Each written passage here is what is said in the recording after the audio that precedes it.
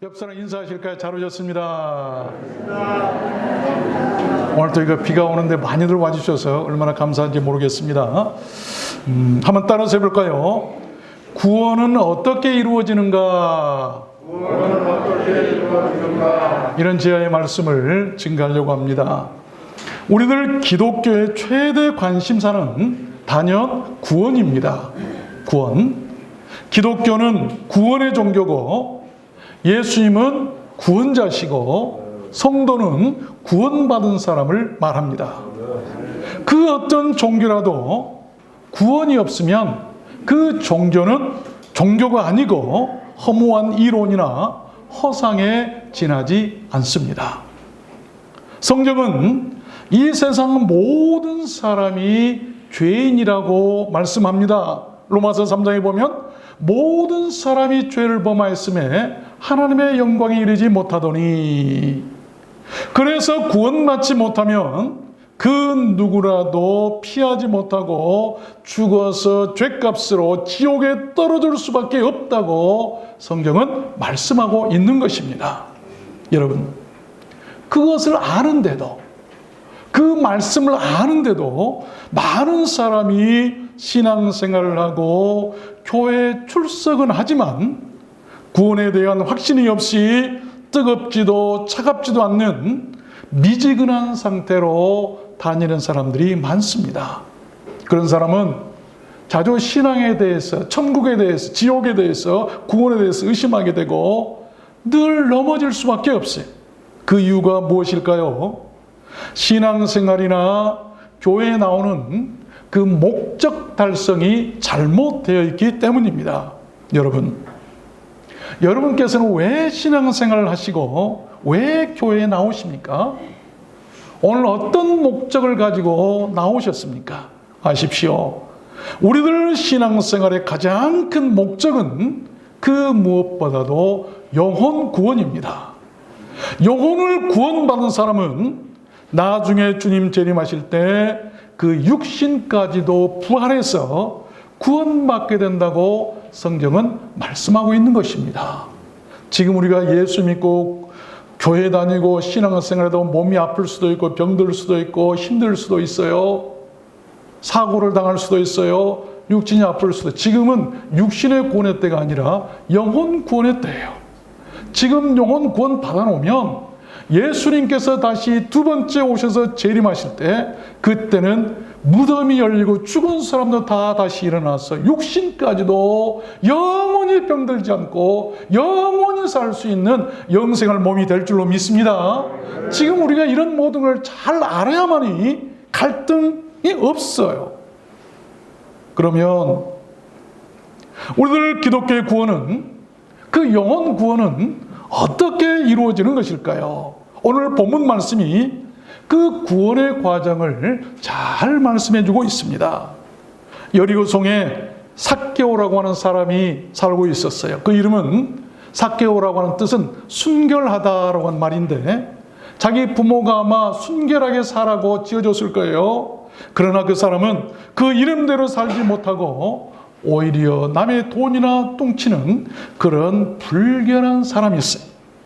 그런데 오늘 보니까 그가 예수를 만나서 영혼 구원을 받게 된 것을 볼 수가 있습니다. 그래서 저는 오늘 말씀을 받들어서 우리들 기독교의 구원은, 그 영혼 구원은 어떻게 이루어지는가, 그 과정을 단계적으로 여러분들께 말씀드리려고 하는 것입니다. 신학교에 가면 이 구원론에 대해서 한 학기 동안은 우리가 공부를 해야 돼요.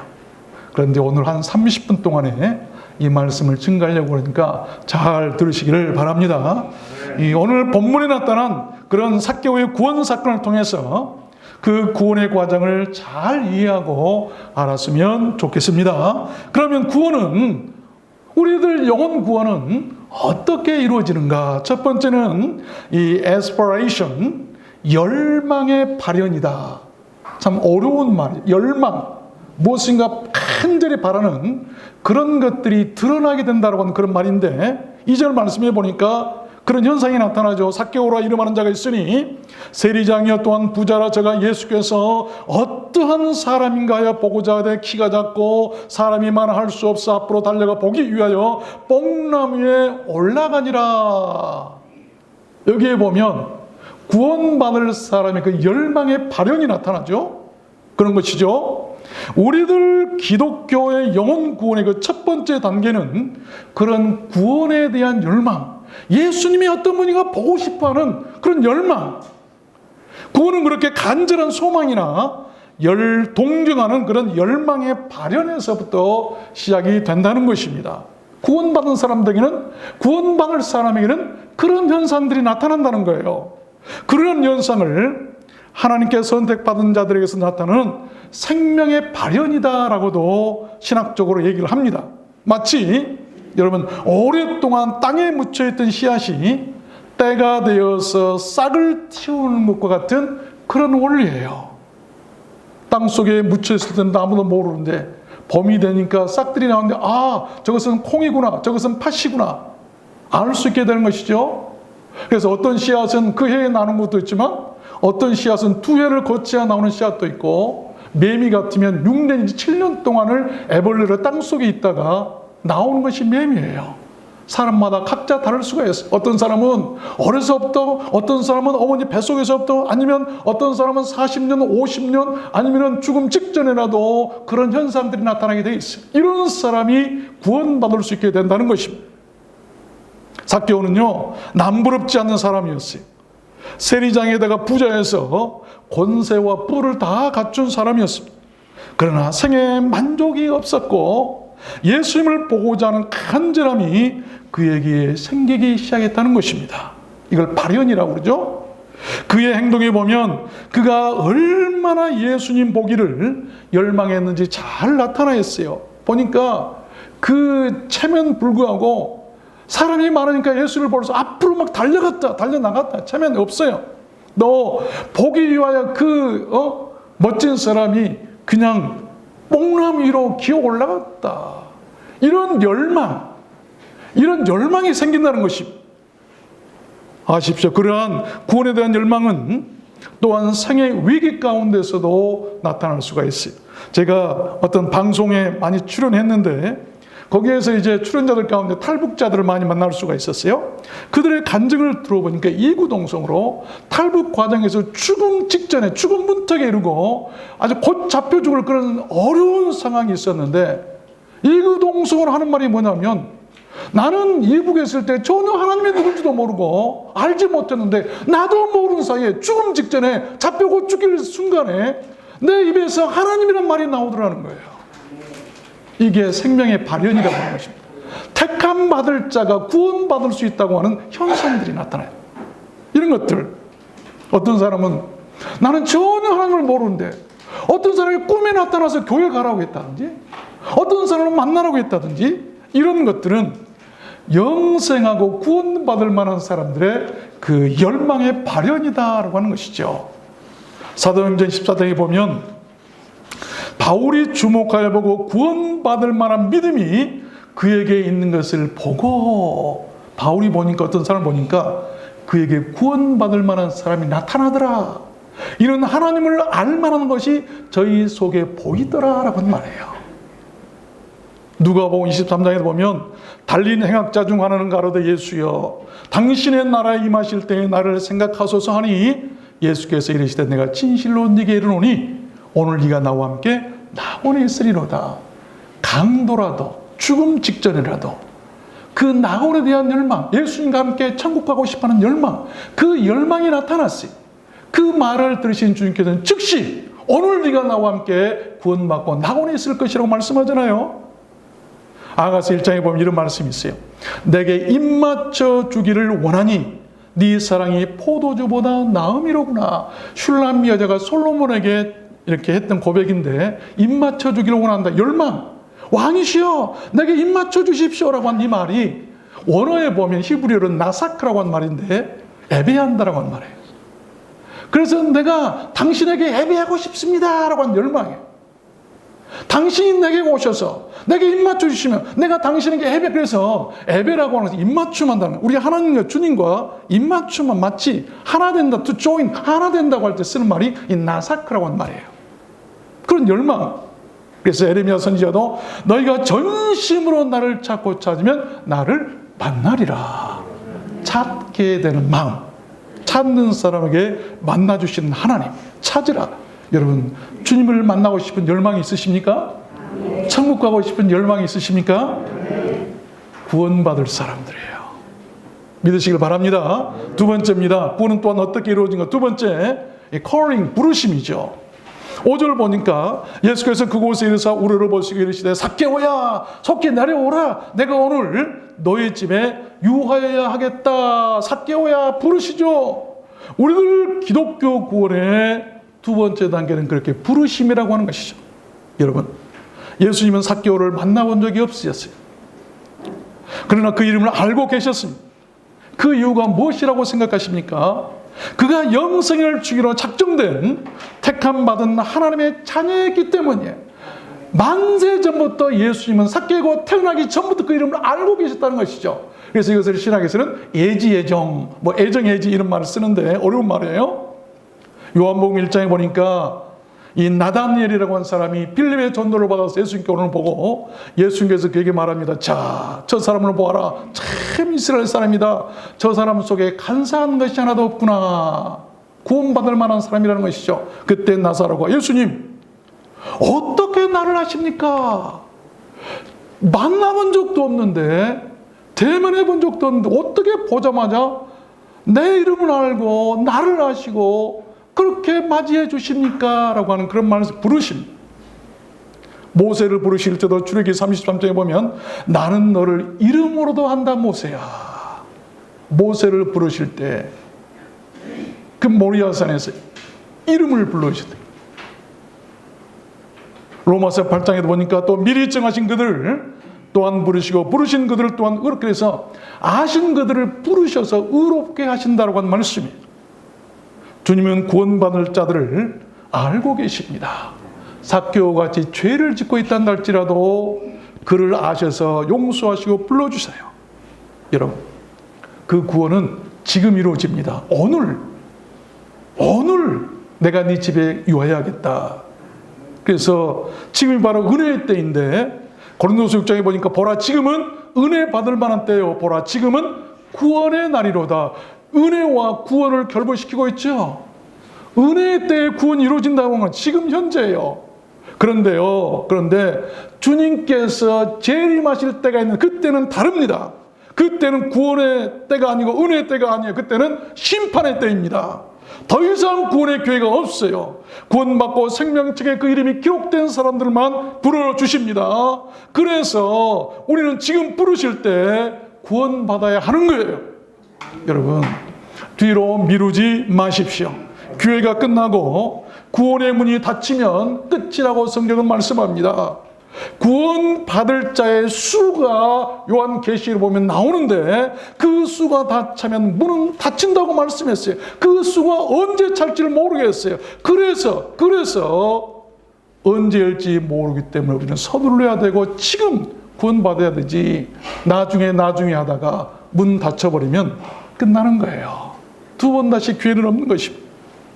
아십시오.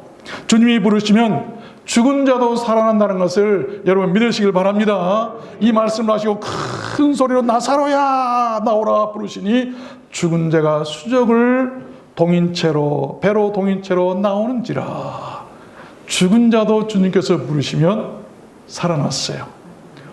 나중에 주님 오셔서 우리가 주님 오시기 전에 죽는다 할지라도 우리를 부르시면 무덤 문이 열리고 생명의 부활로 다 살아나게 될 줄로 믿습니다. 이게 우리가 예수 믿고 구원받아야 할 이유 아니겠습니까? 세 번째입니다. 구원은 어떻게 이루어진가? 제 3단계는 believe and receive, 믿고 영접하는 단계예요. 믿고 영접하는 단계. 부르면 믿고 영접해야 되지 않겠어요? 6절 보니까 급히 내려와 즐거워하며 영접하거늘. 삭개오는 급히 내려와 주님을 영접했다고 그랬어요. 영접한다고 한 말은 믿고 받아들이고 인정하고 환영한다라고 한 말입니다. 그랬습니다. 예수님께서 삭개오를 부르시고 내가 오늘 네 집에 유하여야겠다라고 하는 말씀을 들은 삭개오는 주저하지 않고 기회를 놓치지 않고 즉시 나무에서 내려와서 즐거워하면서 자기 집, 자기의 생활, 자기 삶의 현장 그 자리로 영접했어요. 우리가 주님을 영접한다고 하는 것은 내 삶, 내 영혼, 내 마음, 내 모든 삶의 영역 가운데 그를 초대하고 같이 모신다고 하는 말이에요. 여러분, 삭개오가 주님을 영접하려고 할 때 장애물이 생깁니다. 무엇 사람들이 보고 저를 보고 수군거렸다. 어떻게 예수님이 저런 죄인 집에 들어가는가? 죄인, 수군거려, 죄인, 삭개오 죄인. 그 말을 했을 때 우리 같으면 나 같은 죄인 어떻게 할까? 도망쳤을지도 모르겠지만 삭개오는 전혀 거기에 관여하지 않았어요. 여러분, 어떤 종교적인 방해나 교훈이나 윤리나 사람들의 수군거림이나 비방도 아랑곳하지 않았던 사람이 삭개오예요. 그 어떤 죄인이라도 주님 앞에서는 장애물이 될 수가 없어요. 아무리 사람들이 조롱하고 비웃어도 상관하지 마십시오. 우리 주님과 나와의 관계에서 주님이 나를 불러주시고 내가 믿고 나아가 그를 영접하면 구원받게 될 줄로 믿습니다. 요한복음 1장에 분명히 주님께서 말씀하셨어요. 참 믿고 세상에 와서 각 사람에게 비치는 빛이 있었다. 예수님이죠. 그가 세상에 계셨으며 세상은 그로 말미암아 지음받았을 때 세상에 그를 알지 못하였고 자기 땅에 오셨지만 자기 백성이 영접지 아니했다. 그러나 영접하는 자 곧 그 이름을 믿는 자들에게는 하나님의 자녀가 되는 권세를 주셨다라고 말씀하고 계세요. 영접하면 되는 거예요.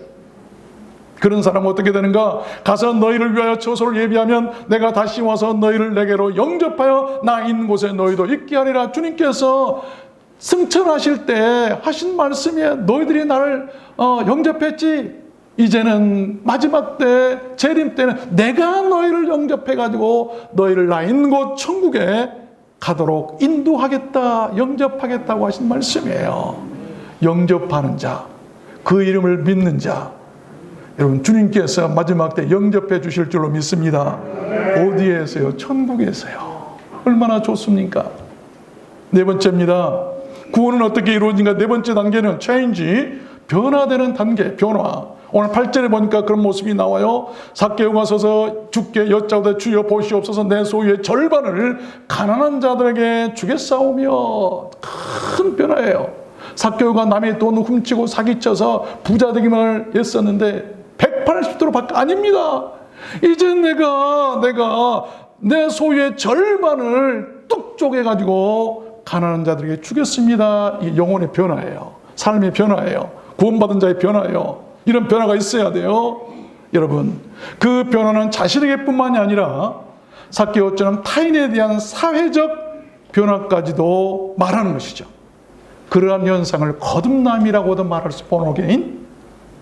그러한 변화된 사람의 신뢰가 성경에 나와요. 빌레몬서에 보면 이 빌레몬에게 바울 사도가 얘기하는 것 가운데 갇힌 자 중에 낳은 아들 오네시모를 위하여 내가 간구하노라. 저가 전에는 내게 무익하였으나 이제는 나와 네게 유익하니라. 죄를 짓고 오는 오네시모를 바울 사도가 감옥에서 만났는데 전도했어요. 아들처럼 구원받게 했어요. 그런데 그가 변화가 됐다고 말하죠. 전에는 많은 사람에게 무익했다. 해가 돼서 오히려 무엇을 했는지는 모르겠지만 감옥에 갇힐 정도로 죄인이었는데 이제는 유익한 자가 되었다고 하는 말이에요. 변화라고 하는 것은 교회에 무익하던 자가, 가정에 무익하던 자가, 부모에게 무익하던 자식이, 자식에게 무익한 부모들이, 형제들이 이제는 유익한 자로 변화되고 바꿔지는 것. 예수님께 대해서 무익했던 사람들이, 해가 됐던 사람이 유익한 사람들로 바꿔지는 것을 말하는 것이죠. 또 바울은 오네시모에 대해서 이렇게 얘기합니다. 저는 내 신복이라. 이 my very heart 무슨 말이냐면 저는 내 마음이다. 내 심장 같은 사람이다. 얼마나 위대합니까? 변화라고 하는 것은 그렇게 어떤 사람의 마음이 되어지고 그 사람의 심장이 되어주는 것이 신복란 말이 그 말이에요. 또 뿐만 아니라 변화는 억지가 아니라 자유로 하는 것이다. 그래서 너의 선한 일이 억지같이 되지 않냐고 자유로 되게 하려 함이로다. 변화받은 사람은 억지로 막 이렇게 못 이긴 척하며 하는 것이 아니고 스스로 나서서 우리 두란노선교회 성도님처럼 일하는 사람들 먼저 나셔서 이렇게 성도들을 운송하고 태워오고 또 태워다 드리고 이런 것들은 자의적으로 나타난 구원받은 자들의 변화예요. 로마서 12장에서 말씀합니다. 너희는 이 세대를 본받지 말고 오직 마음을 새롭게 함으로 변화를 받아 하나님의 선하시고 기뻐하시고 온전한 뜻이 무엇인지 분별하도록 하라. 마지막 나팔에 호련히 죽은 자들이 썩지 아니할 것을 다시 살고 우리도 변화하리라. 선하고 기뻐하시고 온전한 뜻이 무엇인가를 아는 사람으로 바꾸자라. 그런 사람은 나중에 재림할 때 썩지 아니할 몸으로 변하게 될 것이다. 여러분, 그런 사람이 되시길 바랍니다. 변화받아야 돼요. 5번째입니다. 구원은 어떻게 이루어지는가? 5번째 단계는 repentance, 회개하는 단계죠. 8절 보니까 만일 네 것을 토색한 일이 있으면 4배나 갚겠나이다. 회개하고 있는 모습이에요. 토색이란 말은 속이거나 압력을 가해서 남의 돈을 억지로 빼앗는 것을 말합니다. 삭개오가 그런 사람이었어요. 삭개오가 그렇게 하겠다는 것은요, 그가 자신의 죄를 인정하는 것이고 자신의 잘못을 회개한 증거가 됩니다. 진정한 회개라고 하는 것은 그런 거예요. 증거가 있어야 돼요. 자신의 죄나 잘못을 인정하고 그에 합당한 갚음이 있어야 된다는 것입니다. 어떤 사람이 남의 돈을 떼먹었다고 그래 보세요. 그런데 그가 예수 믿고 나는 하나님께 잘못했습니다. 회개했으니까 안 갚아도 될까요? 그것은 회개가 아니라요. 이런 잘못된 신앙 때문에 교회 믿는 사람, 예수 믿는 사람 얼마나 욕을 먹는지 몰라요. 미랑이라고 하는 영화가 있죠. 남편을 잃은 희애라고 하는 여주인공이 서울을 떠나서 그 남편의 고향인, 죽은 남편의 고향인 밀양으로 가서 피아노 학원을 하며 살게 되죠. 그런데 그곳에서 아들까지, 하나밖에 없는 아들까지 납치를 당해서 살해를 당하고 맙니다.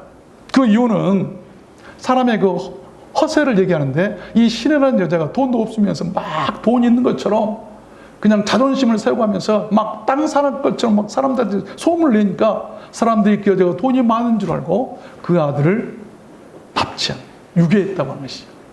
그런데 돈이 없잖아요. 그래서 돈을 안 갖다 주니까 아들을 죽이고 말죠. 모든 것을 잃어버린 이 신혜라고 하는 여자는 의욕을 잃고 죽을 지경이었는데 마치 그때 한 교회 집사님을 통해서 전도를 받고 믿음 생활을 합니다. 그런데 이제 신앙이 깊어져가지고 그 신혜라고 하는 여자가 그 아들을 죽인 살인범을 용서하기로 하고 감옥으로 찾아가죠. 그런데 그 살인범을 만났는데 뜻밖의 그 살인범을 말해 이런 말을 합니다. 나는 감옥에서 예수 믿고 이미 용서를 받았습니다. 나는 자유합니다. 평안합니다. 이 말을 들은 이 주인공은 종교에 대한 반발심이 생겨서 분노합니다. 그리고 그 후로부터 다시는 내가 교회 같은 데 안 가겠다라고 그냥 교회를 안 나가버렸어요. 이것이 영화의 줄거리. 여러분, 그 살인자의 회개가 진정한 회개일까요? 그가 진정으로 죄를 뉘우치고 회개했다면 자기가 죽인 아이의 어머니 앞에서 무릎이라도 꿇고 사죄하고 그 집에 들어가서 평생 종살이라도 하겠다고 하면서 빌고 또 빌었어야 될 것입니다. 그런데 어머니 앞에서 오히려 뻔뻔하게 나는 예수 믿었어요. 이제 회개했어요. 죄가 없어요. 그러니 나와 상관 마십시오. 내게 오지도 마십시오. 그런 식의 표현 오히려 더 큰 상처를 주는 2차 가해란 말이 바로 그런 것 아니겠습니까? 그것은 기독교 복음 정신이 아닙니다. 그런 잘못된 신앙들로 인해서 많은 사람들이 교회를 떠나고 있잖아요. 특별히 우리 자녀들이만 그렇죠. 부모들이 그런 잘못된 신앙을 하니까 자녀들이 떠나요. 지난날 알지 못하고 저질렀던 일들, 남에게 손해를 끼치거나 아프게 한 일들에 대해서 공적으로나 사적으로 사과하고 용서를 구하고 오늘 본문 말씀에 나오는 삭개오처럼 반드시 손해를 배상해야 합니다. 그것이 구원에 이르는 진정한 회개라는 것입니다. 마지막 6번째입니다. 구원은 어떻게 이루어지는가? Declaration. 뭡니까? 선언하는 것이죠. 마지막 6번째 단계 9절 보니까 예수님께서 선언하시죠. 예수께서 이르시되 오늘 구원이 이 집에 이르렀으니 이 사람도 아브라함의 자손이로다. 인자에 온 것은 잃어버린 자를 찾아 구원하려 함이니라. 놀라운 선언이죠. 이 말씀은 삭개오에 대한 예수님의 구원 선언이에요. 무엇을 선언한다는 말은 사람이나 대중 앞에서 공적으로 말하고 공개적으로 알게 한다라고 한 말입니다. 그것이 뭘까요? 여러분의 구원 선언은 뭡니까? 아십시오. 우리들 기독교는 선언의 종교인데 우리들 기독교의 세례의식이나 성찬 예식이 바로 그런 공적인 구원의 선언이 되는 거예요. 또한 하나님의 성도들이 회중 앞에서 나와서 공개적으로 같이 예배드리는 것이 바로 구원의 선언이 됩니다. 나는 구원받은 사람입니다 라고 하는 표가 뭐라고, 선언이 뭐라고요? 그래서 세례나 성찬을 보이는 복음이라고 그랬어요. 눈으로 보는 복음. 사람들 앞에 보여주는 거예요. 내가 구원받은 사람입니다 라고 선언한 그 선언이 예배라고. 여러분 지금 그 선언을 하고 계세요. 나는 구원받은 자이기 때문에, 하나님의 자녀이기 때문에 오늘 이곳에 와서 예배드리고 있습니다 라고 선언하고 있는 거예요. 믿으십니까? 그래서 예배가 소중한 거예요. 로마서 10장에 보니까 네가 만일 네 입으로 예수를 주로 시인하며 또 하나님께서 그를 죽은 자 가운데서 살리신 것을 네 마음에 믿으면 구원에 이르리니 사람이 마음으로 믿어 의에 이르고 입으로 시인하여 선언하여 구원에 이른다라고 한 말이에요. 그 선언은 쉬거나 멈추면 안 됩니다. 주님 오실 때까지 계속돼야 돼. 그래야 구원받습니다. 가지가 그 나무에 붙어 있지 않으면 열매를 맺을 수 없잖아요. 고린도전서 11장에 보니까 너희가 이 떡을 먹으며 이 잔을 마실 때마다 주의 죽으심을 다시 오실 때까지 전하는 것이, 주님 다시 재림하실 때까지 전하는 것, 이것이 바로 선언하는 것이다. 주님 오실 때까지 예배 드려라 라고 말씀을 맺겠습니다. 한마디로 우리들 기독교의 구원은 가치관의 변화죠. 생각의 변화, 삶이나 신분의 변화, 생이 바뀌는 거듭남의 변화를 말합니다. 말이나 표정까지도 바뀌어야 돼요. 우리는 오늘 그런 사람을 한 사람 만나게 되었는데 그 사람이 바로 오늘 본문 말씀에 등장하는 삭개오예요. 삭개오는 예수님을 만나서 구원받고 행복한 사람으로 변합니다. 그 행복은 자신의 재산 절반을 뚝 떼어서 남에게 주고도 아깝지 않는 진정한 행복이에요. 여러분 행복이 뭡니까? 여러분 재산을 절반 뚝 떼어서 남에게 주고 바꿀 만한 행복이 있으십니까? 그것이 바로 구원으로 인한 행복이에요. 그래서 사도 요한은 원래 괴팍한 사람, 우리의 아들이 우리의 천둥같이 욕하고 막 큰 소리 치고 있던 사람인데 예수 믿고 변화되니까 사랑의 사도로 변화돼 버렸잖아요. 여러분께서는 무엇이 인생의 가장 큰 행복이라고 생각하십니까? 모세는요 그 행복에 대해서 이렇게 말해요. 신명기 33장에 이스라엘이여 너는 행복한 사람이라. 여호와의 구원을 너같이 얻은 백성이 누구냐? 뭐죠? 행복이 구원받는 것이 행복. 구원받은 백성이 행복이라는 것이죠. 우리도 삭개오처럼 구원에 대한 열망이 있고 하나님께서 나를 아시고 불러주셨음을 인지하고 그의 아들 예수 그리스도를 구주로 믿어 영접하고 삶이 변화되고 잘못된 것을 회개하고 내가 구원받은 사람인 것을 예배를 통해서 하나님과 사람들 앞에서 공개적으로 선포하며 산다면 그는 구원받은 사람입니다. 아멘. 우리를 들어왔는 손길은 오직 그런 교회였으면 좋겠습니다. 여러분 모두 그렇게 되시기를 주님의 이름으로 축원합니다. 우리 찬양할까요? 세상에서 방황할 때